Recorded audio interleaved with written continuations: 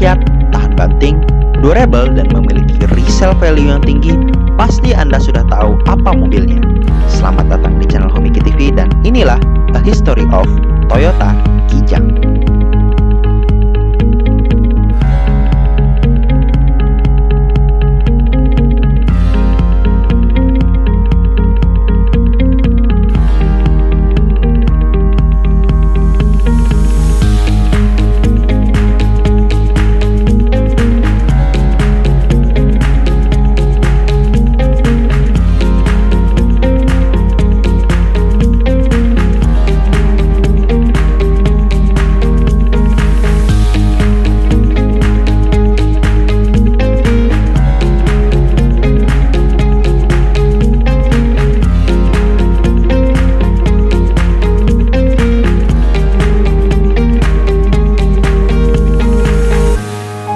Kijang merupakan singkatan dari Kerjasama Indonesia-Jepang, dibuat untuk melancarkan roda perekonomian Indonesia di era 70-an.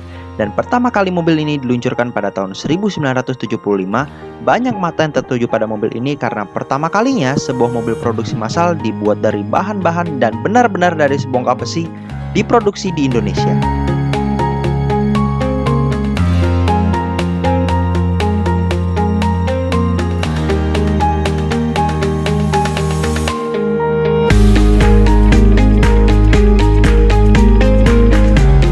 Kijang generasi pertama diperkenalkan pada publik pada tahun 1975 dan resmi dijual pada tahun 1977.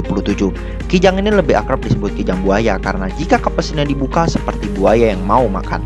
Mobil ini juga belum ada teknologi yang aneh-aneh, hanya sekedar kebutuhan untuk komersial. Bahkan untuk kaca saja tidak ada, hanya terpal yang digulung seperti bajai ini. Dan untuk versi penumpang dibangun oleh karoseri.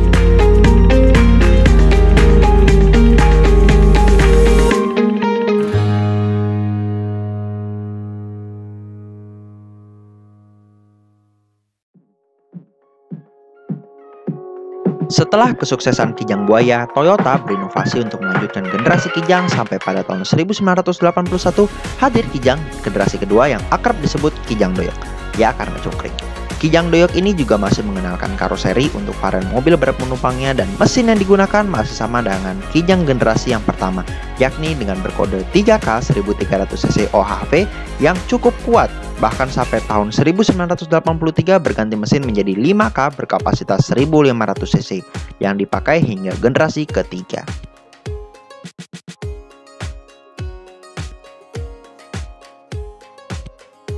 Generasi ketiga dari mobil ini diproduksi dari tahun 1986.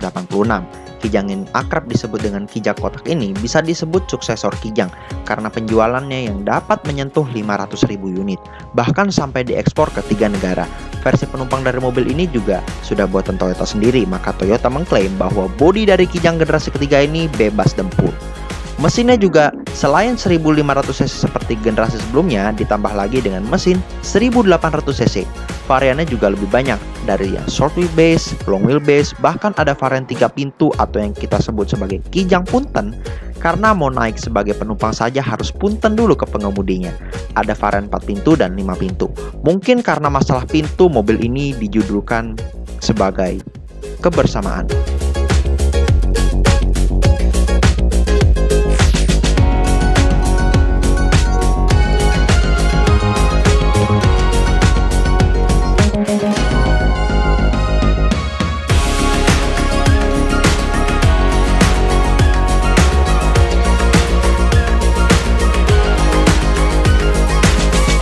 Ini adalah Kijang generasi keempat, mulai diproduksi di tahun 1997, yang biasa disebut sebagai Kijang kapsul, karena bentuknya sudah mengkurva seperti kapsul.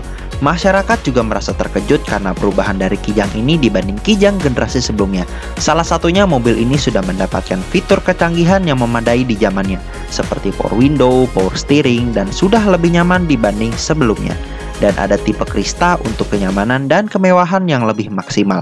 Lantas untuk pertama kalinya, Toyota memberi opsi mesin diesel yang meskipun tidak bisa dibilang galak tenaganya, namun setidaknya ada torsi besar dan tentu saja konsumsi bahan bakar yang lebih baik.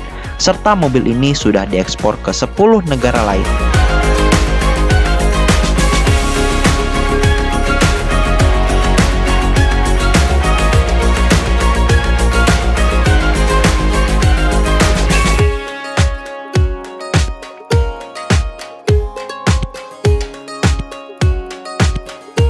Well, pada tahun 2004, masa-masa transformasi Kijang terjadi di generasi kelima ini yang mana sudah banyak inovasi-inovasi baru yang disematkan ke mobil ini.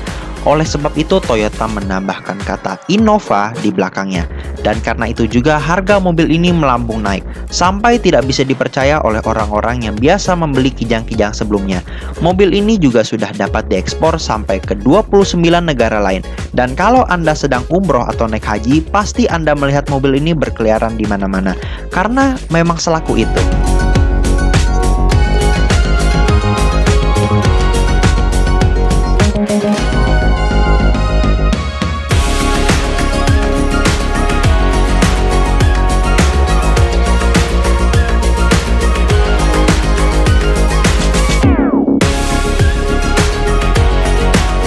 Dan ini dia, the all new Innova Reborn, panggilan yang akrab untuk mobil ini.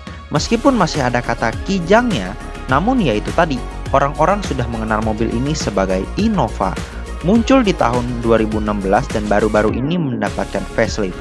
Kualitas bahan dari mobil ini sudah meningkat drastis dan sasaran mobil ini juga sudah meningkat pula, menyasar ke para keluarga kelas menengah ke atas. Mesin bensinnya juga masih sama seperti Innova generasi sebelumnya, 2000 cc yang kata beberapa pemilik mobil ini konsumsi bahan bakarnya boros. Makanya untuk tipe 2700 cc sudah tidak dijual lagi di Indonesia, meskipun di Arab masih dijual.